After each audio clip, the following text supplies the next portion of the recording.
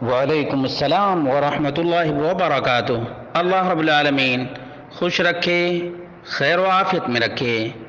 سوال یہ تھا کہ عام طور پر کھانے کے بعد ایک دعا پڑھی جاتی ہے، الحمد للہ الذی اطعمنا وسقانا وجعلنا مسلمین۔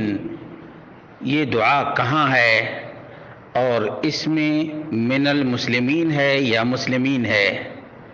اس کا جواب یہ ہے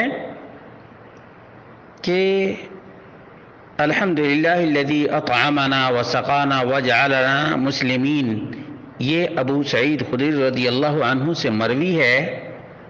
ابو داؤد میں 3850 ہے، ترمذی میں 3457 ہے، ابن ماجہ میں 3283 ہے، لیکن یہ روایت ضعیف ہے۔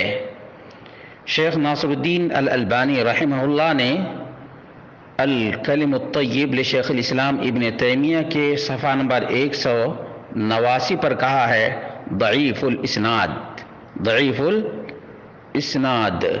لأنہ اضطرب فیہ روات، کیونکہ سند میں راویوں نے اضطراب کیا ہے، جیسا کہ حافظ ابن حجر العسقلانی نے التہذیب کے اندر اس کو ذکر کیا ہے، اور ابن حجر العسقلانی سے پہلے حافظ مزی نے تحفۃ الاشراف جلد نمبر 3 صفحہ نمبر 353 اور 354 پر ذکر کیا ہے، اور حافظ ابن حجر العسقلانی اور حافظ المزی سے بھی پہلے امام بخاری نے التاریخ الکبیر جلد نمبر 1 صفحہ نمبر 353 اور 354 پر ذکر کیا ہے۔ معلوم یہ ہوا کہ یہ الفاظ نبی اکرم صلی اللہ علیہ وسلم سے کھانے کے بعد ثابت نہیں ہے۔ البتہ جو دوسری ابو داؤد، ترمذی، ابن ماجہ اور مسند احمد کی روایت میں الفاظ ہیں وہ ثابت ہیں، اور وہ کیا ہیں؟ الحمدللہ الذی اطعمنی ھذا ورزقنیہ من غیر حول منی ولا قوہ۔ اس کو یاد رکھیں، اور اس کی بڑی فضیلت بھی ہے۔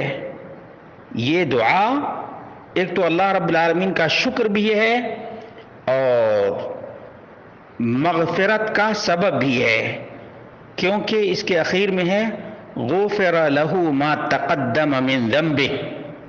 اس کی بڑی فضیلت ہے کہ اس کے پچھلے گناہ معاف کر دیے جاتے ہیں۔